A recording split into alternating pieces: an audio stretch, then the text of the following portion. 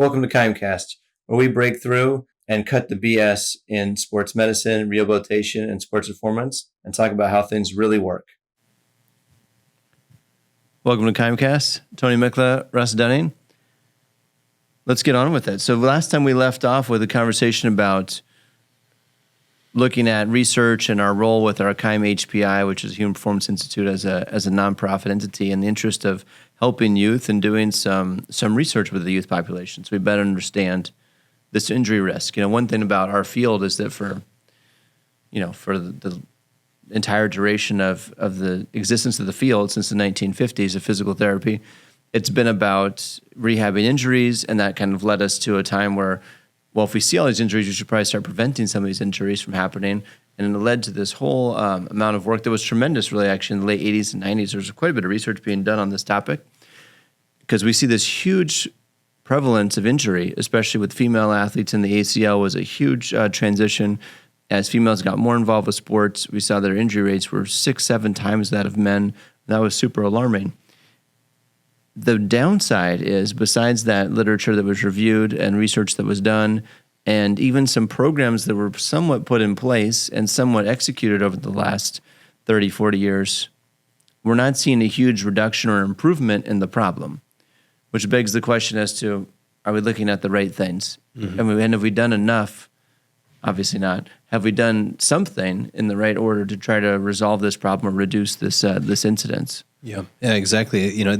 So looking at the incidents, there's a fantastic project out that's been going on for the last 20 years by a researcher that runs a program called RIO, R-I-O. And it's basically a massive nationwide surveillance, an injury surveillance program that's looked at the incidence rates and trends over time. And the trends are basically most athletes are kind of held to a certain risk of about 1 to 4 injuries for every 1,000 athlete exposures that have kind of held relatively constant with some subtle changes. The changes have been slightly less incidents for mild injuries, but you have an increased incidence in severe injuries. And maybe that's because maybe sports are playing at a higher level. There's more opportunities to be for these injuries occur. But overall, we're still seeing a widespread incidence of ACL tears, UCL tears, meniscus tears, threat in the ankle, threat in the throwing shoulder. And we can say philosophically, oh, it's good to be stronger. You should do these things. And philosophically, that's nice. We should get stronger. We should get more reactive. You should have improved balance and improved neuromuscular control. And you should note that this has been the focus, this is why the strength room exists, right? This is why the weight room exists, is to actually reduce injury, not improve performance. It's actually this was the concept. That was it. Get stronger so that you reduce your injury risk, which, by the numbers has some impact. Yes. And I think, philosophically, it's so easy to say, this athlete should get stronger, this athlete should get more controlled, this athlete should get more resilient, this athlete should be more reactive. And until we actually kind of highlight some key benchmarks, i.e. goals and standards that athletes should be met, we're not going to find that philosophy is going to move the needle. Because you could tell someone, hey, you should lose some weight, or you could say, if you don't lose 10 pounds, you're going to have a heart attack. So once we start getting more finite with key benchmarks, I mean, in medicine, this is a big one. When you look at diabetes or cardiovascular risk, they all have thresholds to identify disease, but we don't have thresholds to identify standards of movement for youth sports. We just go along with the same philosophy. You should get more of these positive qualities. And so researching exactly how the performance metrics correlate to injury and where the inflection point is. And what I mean by inflection point is, we can say you need to get stronger, but at what point of that strength improvement do you get a dramatic decrease in injury? And there is an inflection point. It's not like more is always better. We've had plenty of podcasts about the filling the bucket. So when is the bucket full enough in the strength category? Yeah, probably relative to gender and body weight, but yeah, absolutely. We don't really have a standard number there. Especially relevant to sports as well. Like if you're playing soccer, it probably is different than if you're swimming. Shape, gender, sport, cleats, grass, cutting, throwing. Yeah. There is context that matters. Absolutely. I think it's interesting, the big narrative that we see now that everyone wants to talk about, and is this idea when we talk about incidence of injury is volume of work. Like that kids are now doing so much more year-round sports, year-round training. They're specializing earlier, and the idea that's contributing to a higher increase in injury. I think this is interesting, and I certainly don't have the answer here. I'm not sure that anybody does. Most everybody thinks that, hey, they're doing too much, so they should stop. Well, I don't think that's the answer. So I disagree with that concept. What we've seen is a lot of people are like, okay, baseball is too much. They're playing year round. They never get a break. And that was a big deal like in the early 2000s. And then the pitch count thing has really come out, regulating pitch counts, regulating volume of play. Should they play on one or two teams? A lot of that stuff has been neutralized over the last several years. And I'm just looking at my clinical examples of what I see on a daily basis. I don't think the incidence rate of elbows and shoulders has really reduced by all that much with all of this stuff. I have families that are doing the right things where they're working with their kids. They're getting them out of baseball for 2 or 3 month windows at a time. They're reducing their volume of work tremendously, and they're still having these incidence rates. So I'm not so sure that less is the whole solution. I think that there's certainly seems to be probably a strength solution. There's a timing solution, probably mechanics. There's many factors. Yeah. But I think what's interesting about the research that you talked about, and I think this is important to share, is the idea about incidents, and then what happens to the athletes, good athletes, and their ratios compared to someone who's not as much of a good athlete. Yeah, exactly. So we call it the athlete paradox. To make a point, I'm using a little fact checking with our AI ChatGPT agent in real time, and it says elbow injuries and shoulder injuries, the incidence have actually increased significantly over the last 2 decades. So we're getting injured more often in spite of all of the improvements of managing. Yeah, pitch counts, don't managing throw volume. curveballs, Yeah. don't pitch when you're young. Yeah. So the athlete. So this brings about the athlete paradox, and the athlete paradox is, you get stronger and you do all this extra work to become a better and safer athlete. But if you become a better athlete and hopefully a safer athlete, then you tend to rise. The cream rises to the top. Those who are training hard and care the most about the activity start throwing harder, throwing more powerful. They have more exposure. They're the lead on the team. They're the starting position, and now you have more opportunity to become hurt. So your exposure goes up. So here's the threat. You want to train hard to protect yourself, but the better you get, the more you do the activity, the more exposure you have, the more you might get injured. Isn't that the damnedest thing? I think it's interesting. You think about the incidence rate of injury, and it's across all athletes across the board. But then you take like your better players and notice that they're going to have much more volume than someone who's not playing as much. So yeah, then their incidence rate is even increased because they're actually better at the game. Yeah. Which sometimes where are they better at the game? Is it because they're bigger? Is it because they just matured earlier? Do they have longer leverage depending on what the sport is and what the game is? They might have, but at the end of the day, the coach is usually coaching to win, which I believe that you should coach to win. I think that's an important mental skill of sports development. I don't think you should coach just to play. I think you should coach to win.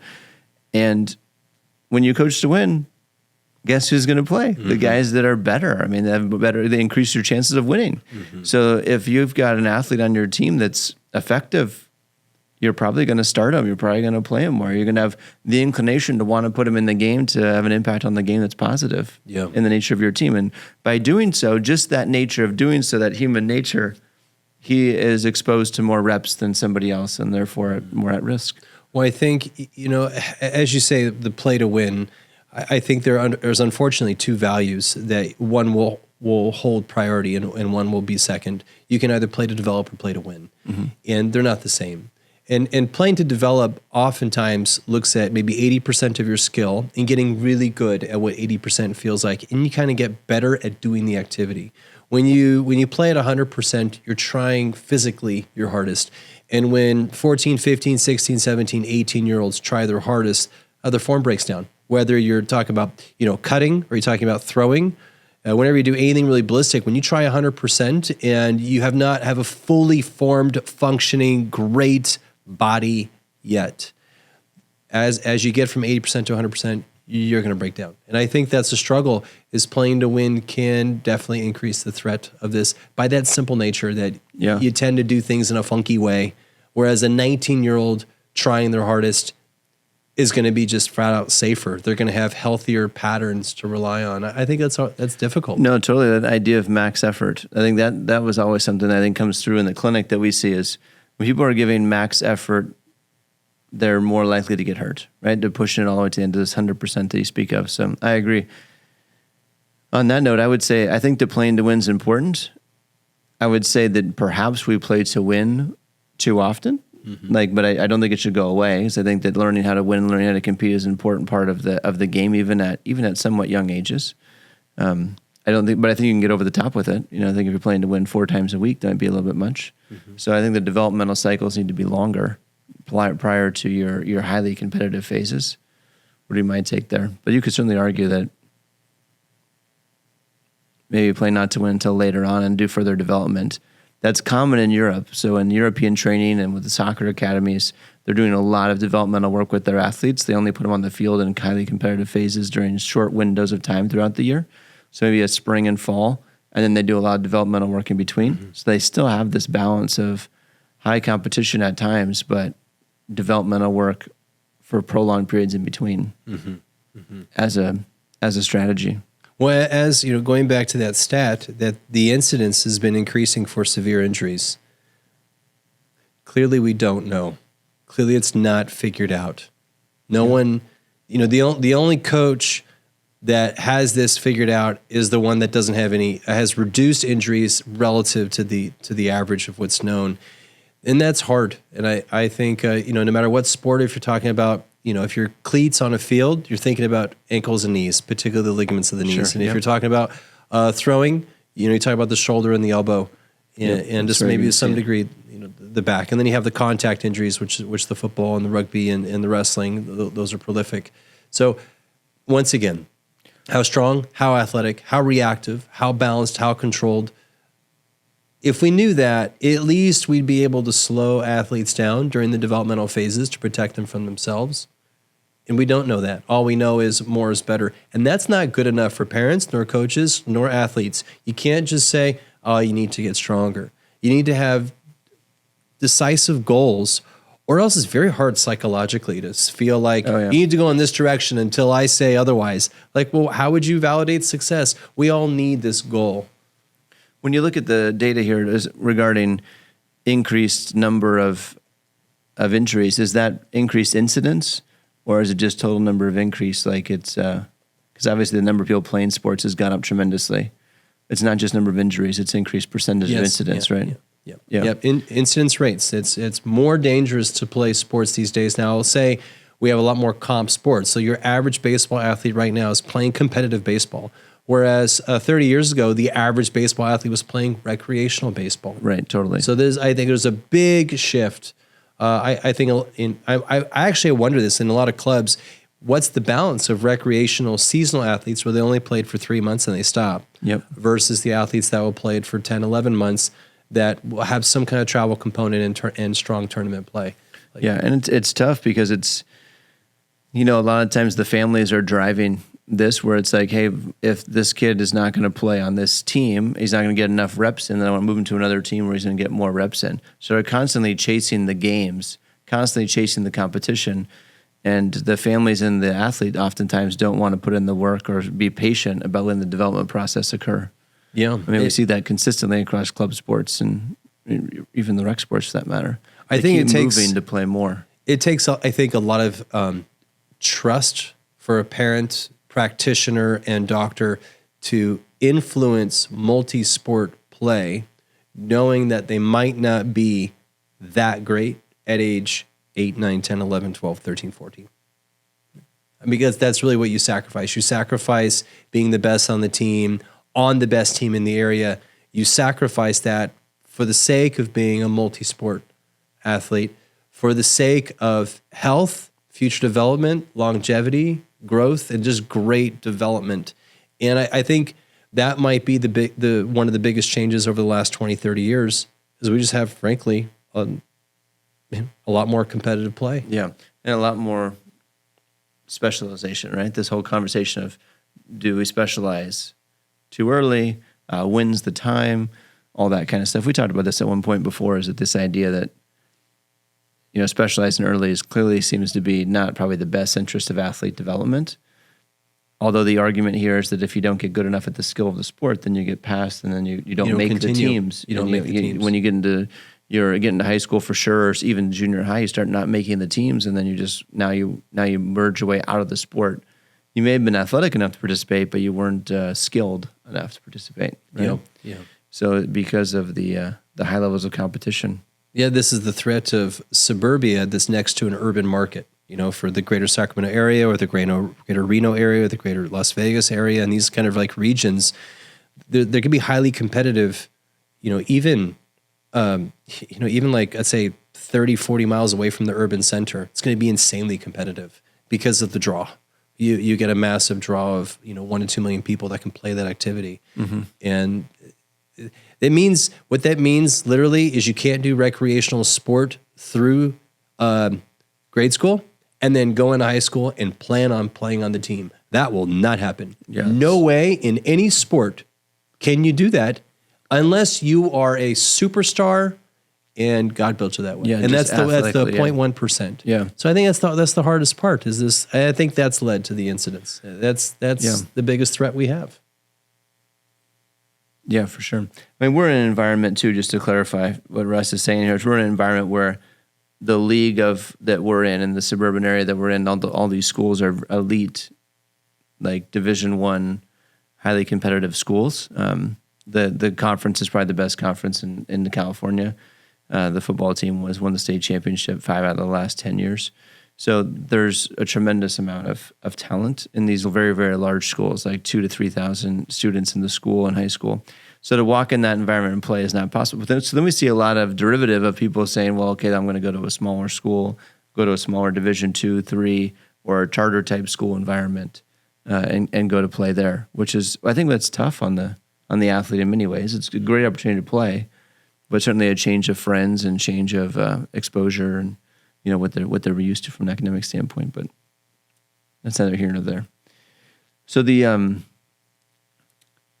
incidence rate, mm-hmm. It continues to climb. Mm-hmm. We're interested in how can we actually have some impact on this as a whole. So one of our project that we're looking at launching here is being able to go and engage with these teams. We're going to be doing a lot with baseball in the very beginning because it's a sport that we've done a lot with, and the incidence rate is quite high. And we think there's definitely some opportunities to improve that. And there's definitely some educational opportunities to do things to strengthen that athlete. It's a very underserved strength training option for those athletes. These are usually young guys and gals that have been playing, but they really haven't seen any kind of weight room. Baseball in the past has not been a weight room type of sport. Football has pretty much dominated the weight room sports. But the other sports like basketball, baseball, even volleyball, you see very, very little strength development in these athletes. But yet, this is where the non-contact injuries are probably the highest. Yep. Would be baseball for sure. Volleyball is up there. Cheerleading is very, very high. Then of course you got basketball and soccer is your next highest that has some contact. But none of those sports have very high strengthening programs associated with them. None. So what we're interested in is can we go out and work with these groups, assess their athletes, look at their injury risks, see if there's a trending pattern in, okay, these athletes were weak relative to what? Weak relative to body weight, weak relative to the height if they can jump, weak relative to their reaction abilities, et cetera. Find some trends here and to help develop a standard to say that, all right, this is where an athlete should be. Mm-hmm. They don't have to be here to be cleared to play the sport, but we should know that if we are going to play a sport, you should know that you're more at risk than someone else. Or completely. If you do know that, then you should know what to do about it. And that solution should be pretty straightforward. The sport medicine scientist should be able to answer these questions. If I'm a 15-year-old female soccer athlete that weighs 130 pounds and I'm this fast, as judged by the power that I can jump, say 15-inch vertical, how reactive do I need to be? How strong do I need to be to support a body that can cut with that much momentum? Now, I think our battery does that insanely well. I think we're going to answer that question. What just popped in my head as you were talking is I'm not sure we can do the same thing with our throwing athlete, a 16-year-old baseball pitcher that can throw 90 miles an hour off the mound. What type of strength do they need to support that power? Well, one, I think we need to record their speed because we have great. Their velo. Their velo, Yeah. Because I think we got to really kind of understand what type of power they have in their system rotationally. That then backtracks. What are the metrics to support that health-wise? So I think we need to capture. We can capture for the multi-directional athlete because of a strong correlation between your vert and your linear speed. Yeah, lower extremity power. So we can, I think, we can get that information, but we can't see rotational speed, i.e. bat speed or ball speed coming off of a throw, off of a hit. Yeah, not off of a force plate system, but we can off of many other systems. So we're using a couple other systems to measure that when we're working with those clients. So we can definitely add that, include that into the battery, so that we can. So that way we see that end change. So if we see the 14-year-old that throws 68 miles an hour, and they're saying, "Hey, I'm taking 2 months off in winter. I'm taking another month off in doing this. We're playing first base and pitcher. I'm doing all the things." Is that everything? And then if we see, no, they can actually, that's a 14-year-old that can throw, say, 75. No, we need more strength. And then they'll say, like, well, he only weighs 135 pounds. Like, yeah, but he throws really hard. So we need to probably calm down throwing for another year until his mass just picks up. And then he'll have the strength to support that throwing motion. We can kind of like speak that philosophy, but we don't have any thresholds. We don't have any benchmarks. Yeah. I said differently in a way that everyone can understand a little bit. Imagine if you had a sports car with a ridiculous engine like a Ferrari or Lamborghini or something that had this huge amount of horsepower, was extremely fast, but then you put brakes on the system that were, from a Chevy Malibu or some, more average type car. They're not going to be able to work in unison as a team. And we see this a lot as kids are developing and growing and maturing, that certain aspects grow faster than others, and then we have this imbalance, which creates probably a lot more incidents. We don't have that proven, but it seems like that makes a ton of sense. That's what we see when we see kids. They grew a ton, they got really long, but they didn't get strong at the same time. Which is almost impossible to keep them in the right ratio. But those are kind of the idea to think about. If you had a Ferrari with Chevy Malibu brakes, you're going to run off the road and you're going to crash the thing. Completely. Or vice versa. If you had Ferrari brakes on a Chevy Malibu, then you're gonna hit the brakes and go through the windshield. Completely. Yeah. So, I mean, it's a thing where you gotta have a balanced vehicle where everything's working together. You got the engine, the brakes, the suspension, everything works together in unison. That's what makes it special, and that's what makes someone an athlete, right? Mm-hmm. So when we're looking at this battery, that's what we're trying to assess: is, do you have all the components? Do you have acceleration? Do you have braking? Do you have change of direction? Do you have reactivity? Do you have these components that really make you not only a good athlete, but also safe doing it? Mm-hmm. So. I think that's the elite version sports medicine scientist. And if we don't answer that, we've been studying incidence rates for, we can say now, decades. Decades, we've had an intense surveillance program. So we know it's an issue. We know 1 in 2 athletes will get injured in the next 12 months.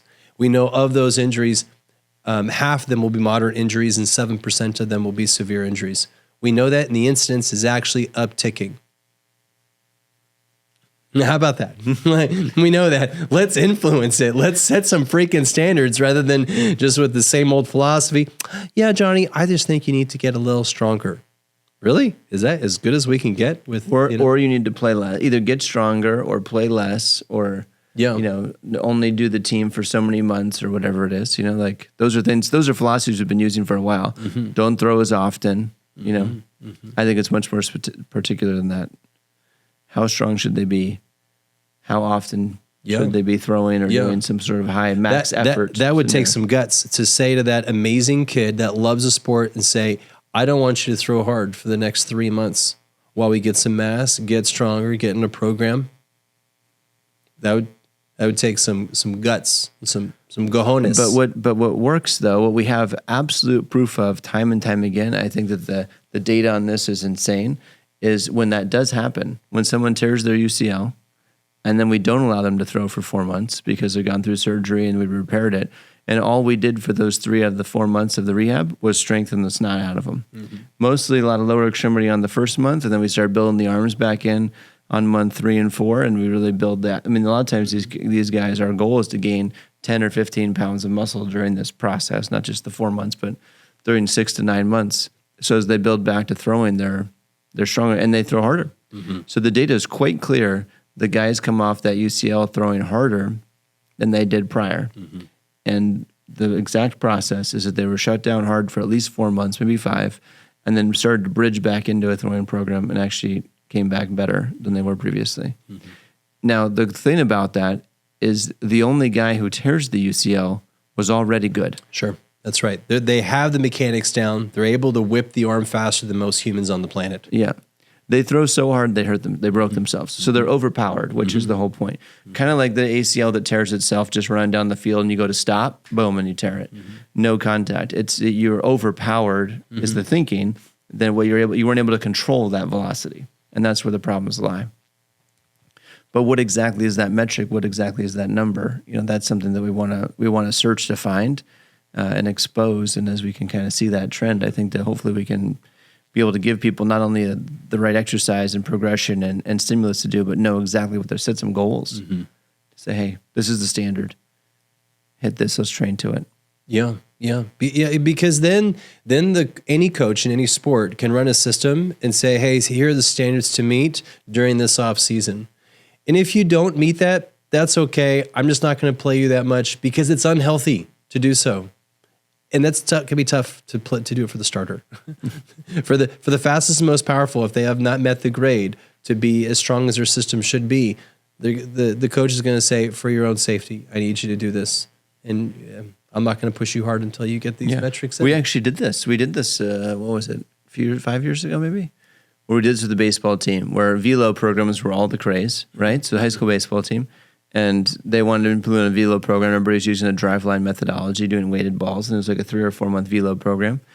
And we'd been working with the team, with the coach for quite a while on a variety of performance aspects. And it was something that his players all wanted to do. And it's kind of been, it was the hype really at the time. Still is out there as a good hype. And it's a good concept. You should definitely train for baseball from November to February and get stronger. And that's kind of the root of the velo program. The difference is that we were talking with the coach about it, and we recommended that the kids don't throw max effort with any kind of ball, weighted or unweighted, until they had enough strength to control their own body.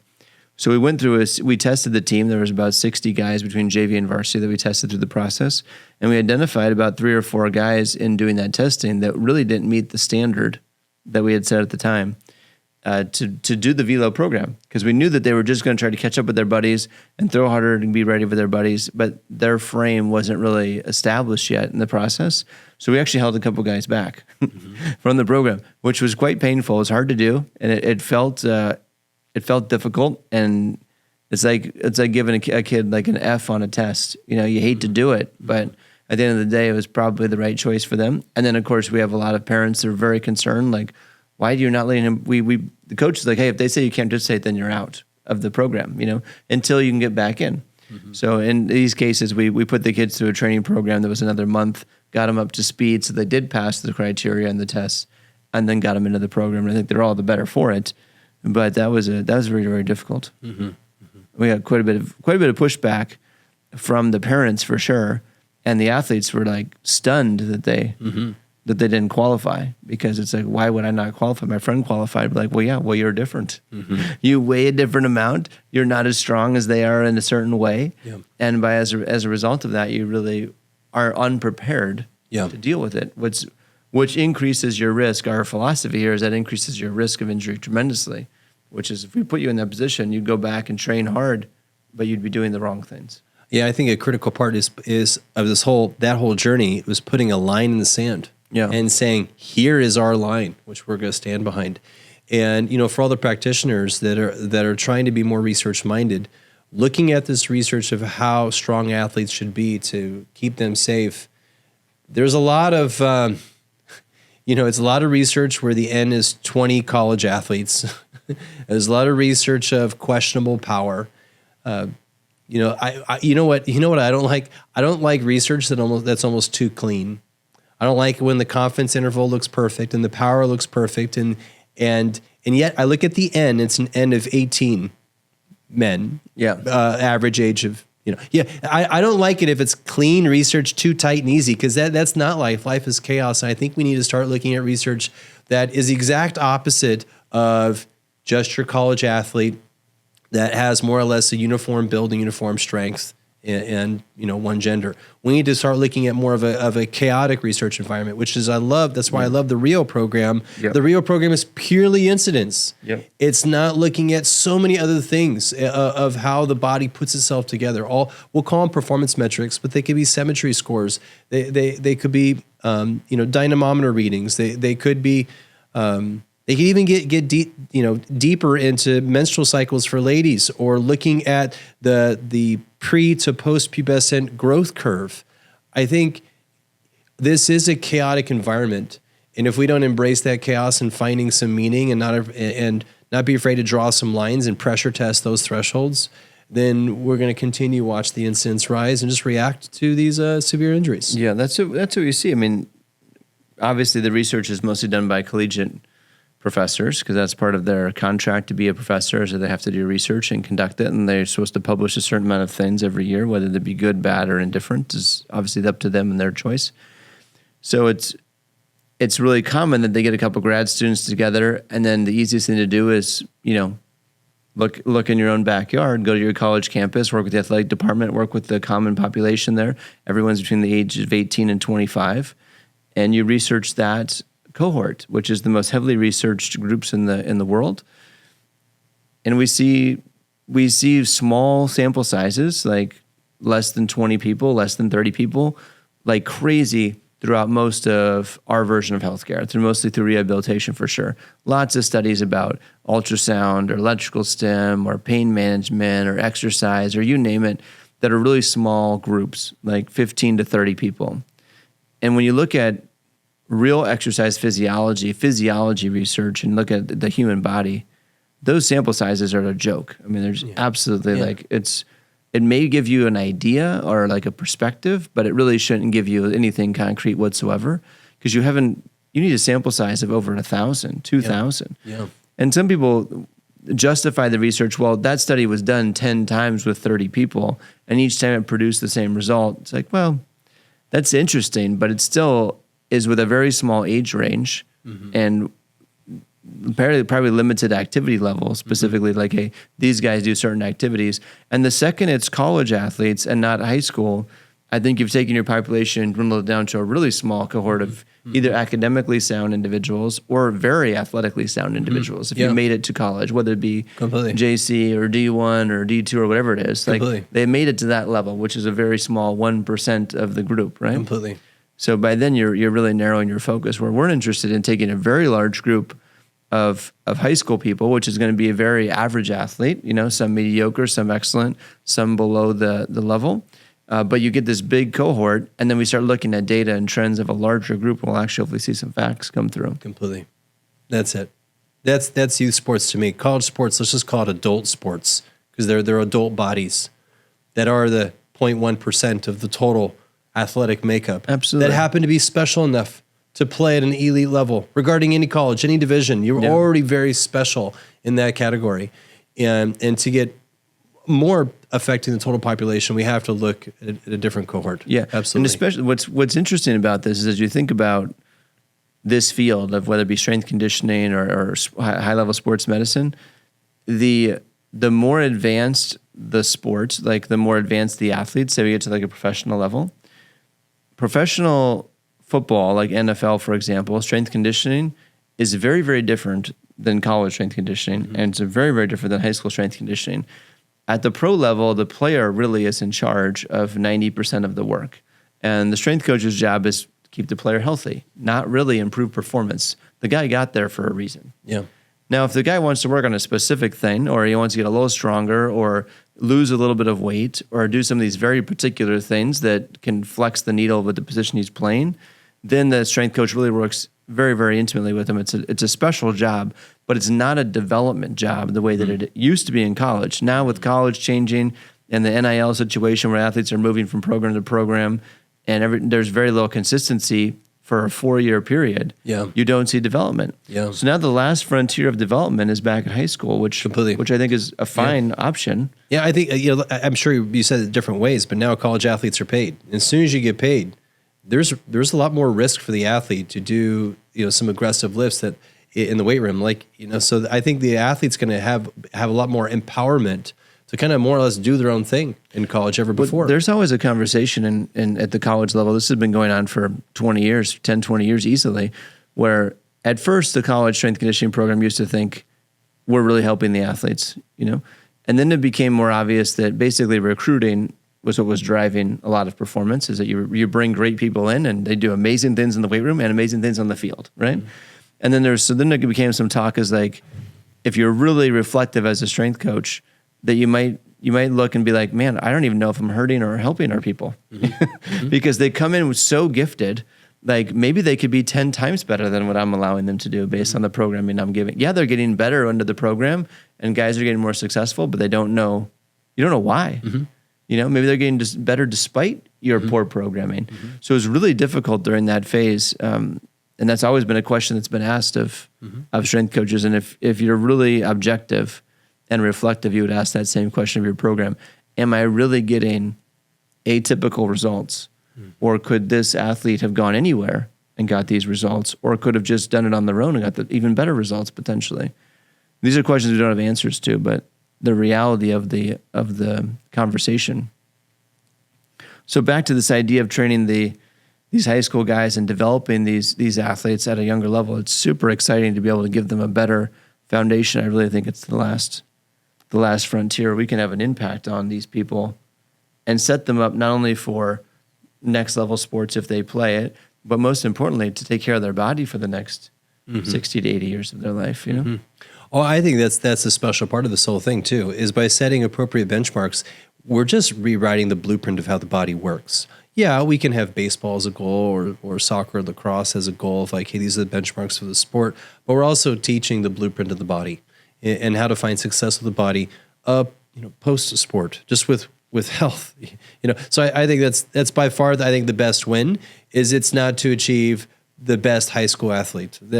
That's not it. That's not it. It's really the development of the human person in a complete person in a wonderful way that I think is unique, that maybe 100 years ago you'd have got it through farming and hunting.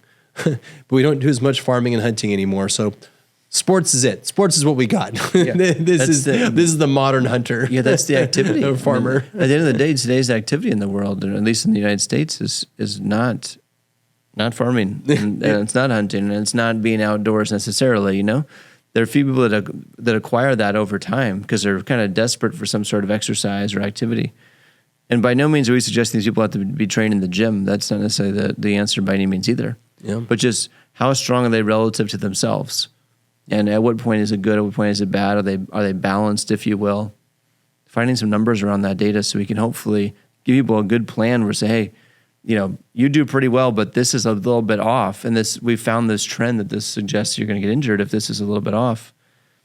You might consider doing more of this type of movement, more walking lunges or more uphill walks or more downhill walks or something to build that strength up to get you back to a level of that's such a frustrating part to society, like kind of like the flashy object syndrome, or just the prevalence that I just want to buy shit. I just want to buy things and have gear and look cool. So we live in a really weird society where we're more curious of how many names to a lunge can you effing get.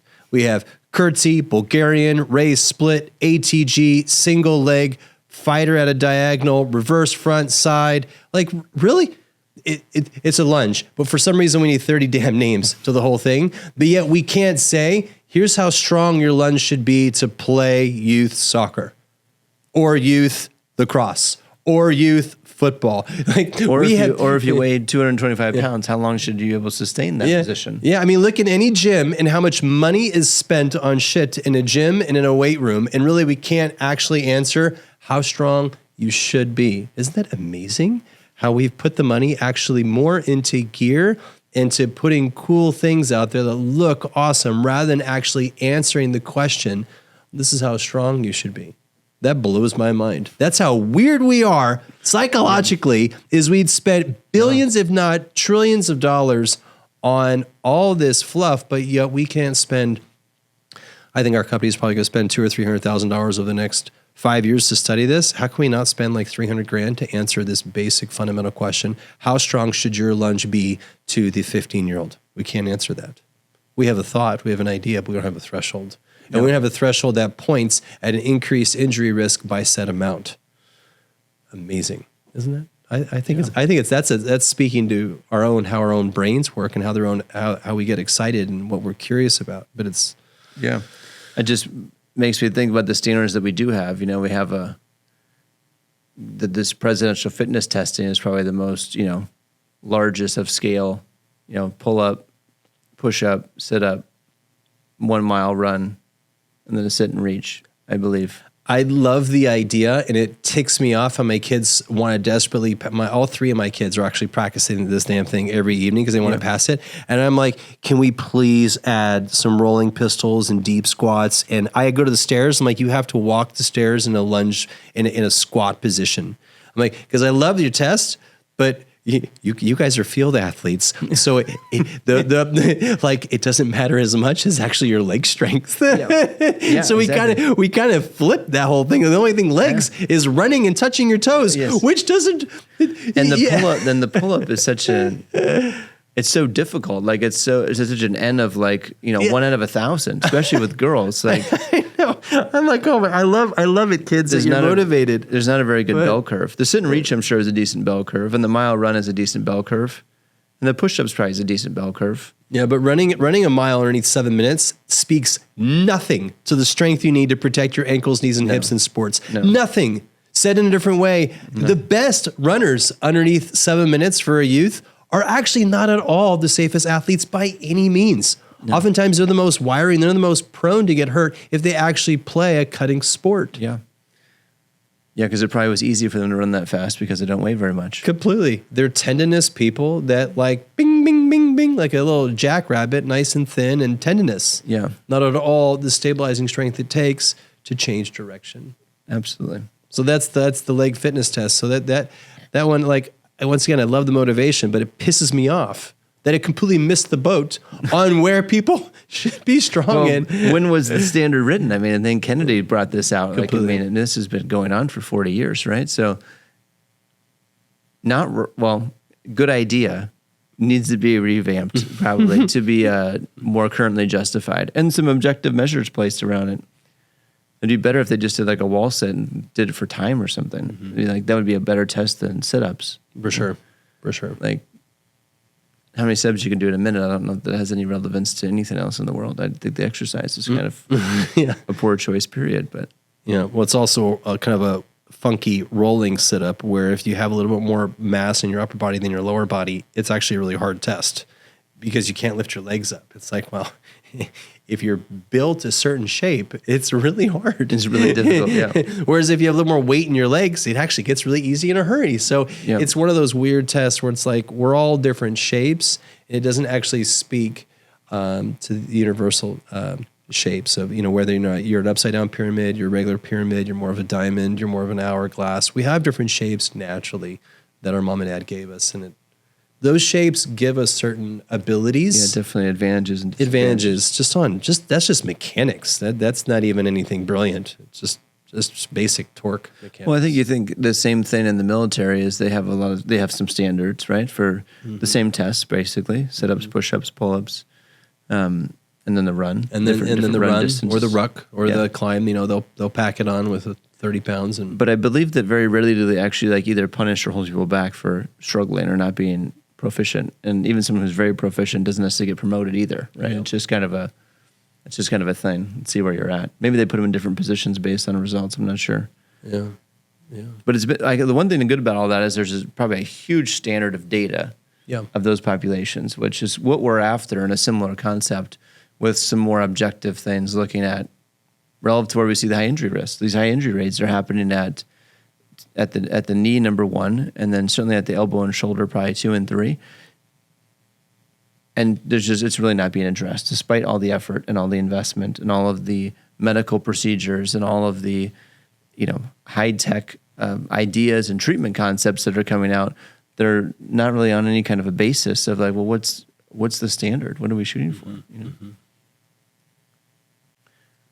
So all this being said, what we plan to do is be able to go out to teams. Where we're looking at working with teams right now. It's a lot of baseball, soccer are really common ones. Lacrosse are another common teams we're working with. We're not picky about exactly what sport they do, but we're certainly looking for athletes or youth in the ages between 12 up to the ages of 18 is kind of where we're spending most of our time in gathering information.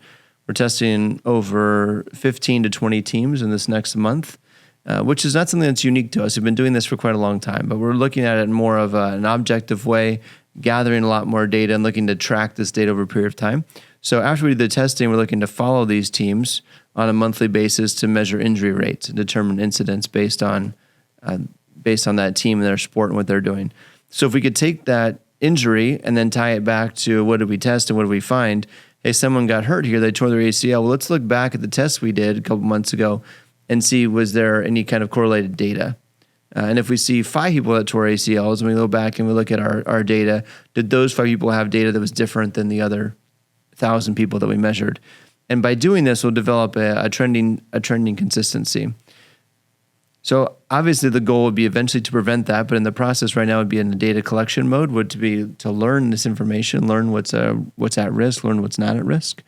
And then once we find out what's at risk, we could target those people and say, hey, you clearly are below the threshold or below the standard. Let's help you get above that standard because we've seen it in the past. This has become an area of risk. That's how it's designed in our system. As part of a tested team, you'll be assigned a high-performance director from our company, from our team. We'll go and work with you as a coach and work with those team members individually, not only to gather this information, collect it, keep on top of it, but also to generally help that team in any other performance metrics we could. So education on nutrition, education on proper warm-up, proper cool-down, all these things that we know have shown injury reduction over the years. Make sure that those things are part of the program. So that's kind of part of the benefit. As they do progress from identifying injury risk, the next step would be obviously to have some sort of preventative program. So we do offer a strength conditioning program that's available through a remote app-based system that's specific to what the athlete needs. So when we find out what their preferences are, then we also can give them custom programming based on those preferences. So some athletes that are a little bit weaker will get different programming. Those athletes that are much more powerful will get different programming, so we can vary that up a little bit amongst them based on the results we saw. So throughout this process, we've already touched 1,000 athletes in really the first hard month of work here, and that number is going to continue to grow exponentially in the coming time period. Most of the work we're doing is in the Sacramento region as well as in Reno, and then also bringing in Las Vegas where we have our clinical presence. So we have a high-performance director on the ground able to help these teams in a direct engagement type fashion. So super exciting. We're pumped about the opportunity to get out there and do it, help the community, and hopefully we can make a difference here and start to learn what it is that's going on and then be able to report that back and make some improvements. So if you guys want to be part of this process, if you have some ideas, some thoughts, some contributions, if you'd like your team to be tested or assessed, let us know. Hit us up in the comments. Follow us here. Let's communicate with you. We'd love to engage and work with you on this, as is the idea right now is the more data we can gather, the more objective we can be, the better the results will be, the more complete the understanding will be. If you guys would like, you can comment in the section below, or you can also always email us. So the email is KIMEcast@KIMEperformance.com. So feel free to hit us up with that as well. It'd be great to interact with you. Any questions you have, thoughts, ideas as well. Anyways, thanks for listening. Thanks for watching. Look forward to connecting you on the next one.